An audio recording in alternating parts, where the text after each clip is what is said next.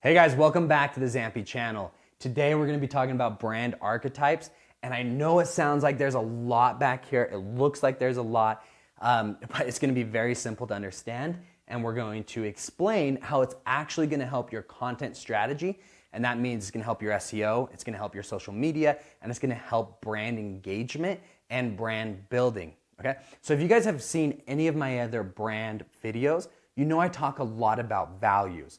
And the reason why I talk a lot about values is because it's who we are at our core, okay? Us as people, we have values, right?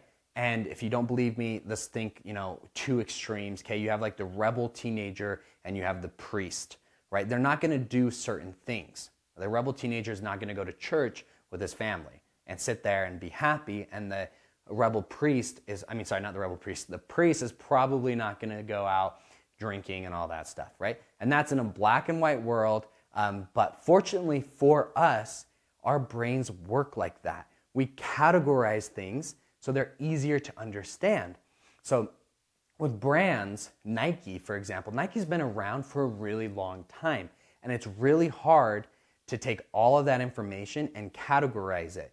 But Nike's also really, really smart, so they categorize it for us, and the way they do it is with brand archetypes, okay? We're gonna get to Nike in a minute, and I'm gonna explain why they do what they do in their marketing campaigns and why it works so well, okay? So to help you guys understand what is a brand archetype, think back to the Marvel movies, okay? You have Spider-Man, super funny dude.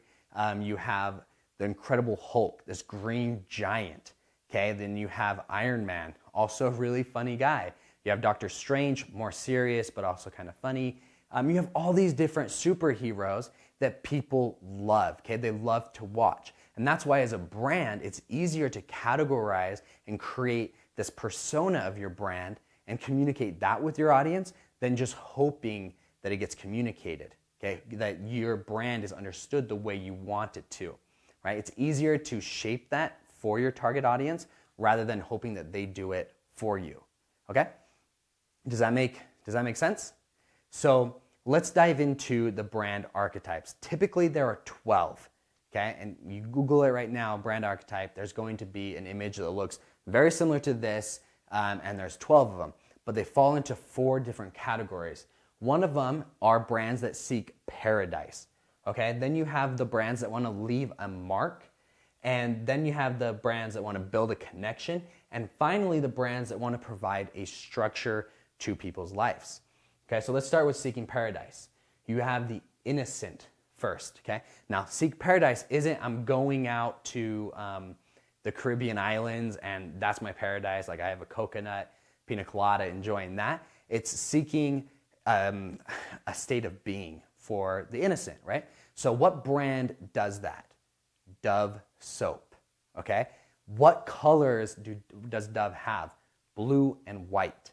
So in Western society, in America, right, where Dove is from, all their campaigns are all white. They're bottle white, everything white, because white is associated with purity, okay? Boom, purity, safety, and trust. Those are the values of the innocent. And obviously there's a couple more values, but I didn't want to write a whole encyclopedia, a whole dictionary on the wall.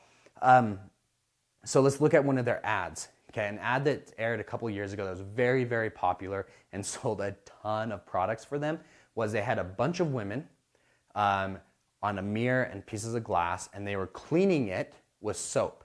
So they took the soap out, washed it, wiped the whole mirror down, and then they sprayed it with water. And some of the women had other competitor products, and some of them had Dove products. And at the end of the video, you could see that some of the mirrors had soap residue still on it, and the other ones were clean. And what they said was, like, Dove doesn't use all these gross things that stay on your body. Once you wash with it, we get rid of and we clean your body. We make you pure again, right? Like innocent, newborn, and we don't leave anything behind. It skyrocketed their sales, right? It's so genius, and it plays right into the innocent brand archetype, right? So in the Seek Paradise, you have innocent, sage, and explorer. In the Leave a Mark, you have the rebel, the magician, and the hero. Build a connection, you have lover, jester, and your typical Joe, your typical guy. And then in provide a structure, you have your caregiver, your ruler, and your creator. Okay? I mentioned Nike a little earlier. Let's go back to that. What do you guys think Nike is? Okay? Is he the rebel, jester, lover, or the hero? Okay? Nike is the hero, and Nike will always be the hero. To prove this, have you guys seen the movie Like Mike? So Like Mike came out, I think in the 90s, maybe the 80s, and they've done a couple remakes of it. The one that I originally saw, there's this little kid, he was an orphan, and he was living in an orphanage, and he loved basketball. Okay, he wanted to be just like Michael Jordan, hence the name Like Mike. Well, they found a pair of shoes hanging on a telephone wire, and one night he was like, I gotta get those shoes, like I need basketball shoes so I can be better. So he started climbing a tree, and when he grabbed the shoes, a lightning bolt comes down and zaps him, the shoes, and he falls on the ground, but he's okay and the shoes are okay, and once he wears them, he becomes like Michael Jordan. He can start playing basketball just as good as Michael Jordan. He quickly goes to the NBA, and I'm not gonna ruin the movie for you guys. It's actually a pretty good movie, or it was when I was a kid. And basically though, he wore sneakers, he wore basketball shoes with a Nike sign on it and became just like Michael Jordan, right? So when you wear Nike apparel, you become like your heroes. Now, a couple years ago in a UK ad, what they had was a bunch of kids that showed up on a soccer field at the same time. And they said, okay, winner, our team versus your team gets to stay, the other guys gotta go. And so they started playing, it was this intense match, and then all of a sudden, the players started turning into professional soccer players that are sponsored by Nike, right? So you weren't watching just these kids play soccer, but you're watching some of the top players in the world play against each other. Same brand messaging, right? You wear Nike apparel, you turn into your pros. You can play just like your heroes. Pretty cool, right? So let's look at Under Armour. Under Armour is a direct competitor of Nike. They couldn't take the hero position because their competitor has already placed himself as a hero. So what do?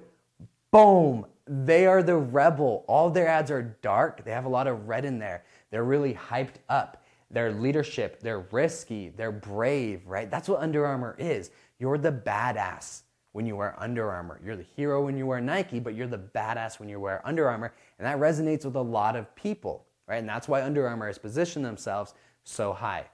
That and a ton of campaigns, right? So that is what brand archetypes are.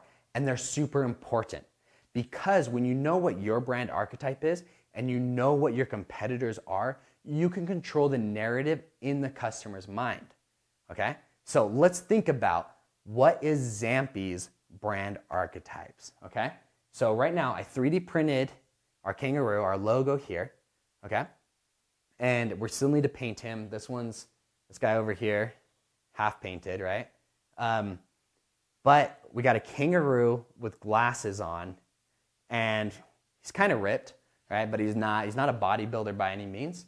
So who is he, right? And you can mix a couple brand archetypes, right? It doesn't have to be black and white. This is who you are. You can mix them, okay? So our very first person that we are is Sage, okay? We wanted wisdom. We wanted people that when they watch these videos, the one you're watching right now, you're like, oh my goodness, this is a smart brand. Like they know marketing really well. And by watching them, I am learning marketing. Right? That's why we put so much work into these videos so that you guys can see us as wisdom. I need to learn marketing for my business. I need to learn something. I need to get higher conversions. I need to get more website traffic. Where am I gonna go? You're gonna go to Zampi's channel and you're gonna watch some of our videos, right? That is why we gave Jax glasses, okay? The next thing, we wanted to be the typical Joe, okay? We want to be the typical business owner. We don't want this software to be for someone that knows marketing really, really well, that has the money to buy a whole marketing team, because why do they need us, right? The people that need us are the small business owners probably less than 10 employees that are overwhelmed, right? We get that. I've worked with, me personally, right? I've worked with small businesses for over 7 years, and I know the struggles that small businesses face, and that's why we built Zampi for the typical Joe. So how is that reflected? Well, Jax, our kangaroo, has a dad bod, right? He's not ripped. He's a regular dude, right? Okay, and lastly, we have 3 archetypes that we're aiming for. The creator, okay? We want our software to allow you guys to create. And how do we do that? Innovation, creativity, imagination, right? A lot of you guys, a lot of small businesses can't afford to, spend $10,000 in ads to drive traffic. They just can't do it, right? And they don't have time to do it. They don't have time to do it themselves. They don't have time to hire someone because it takes a lot of time. They're worried and they're busy paying payroll, making rent, working in their business instead of on their business. So we wanted our software to allow you guys to create. We wanted to allow you guys to market. And how do we do that? Well, we make it very easy to organize it. All that hard stuff, right, is organized inside the software. We did it so you can have your imagination, and we took away all the different barriers so you can take that imagination and actually implement it without saying, well, I don't know how to connect my Facebook page, what's a pixel, all that other stuff. We took away those barriers so that you could just create and innovate and grow your brand, right? So let's go away from Zampi for a minute and back to the brand archetypes. That's why brand archetypes are so important. They allow you to tell the story, right? So in your customer's mind, they think of you how you want them to think of you.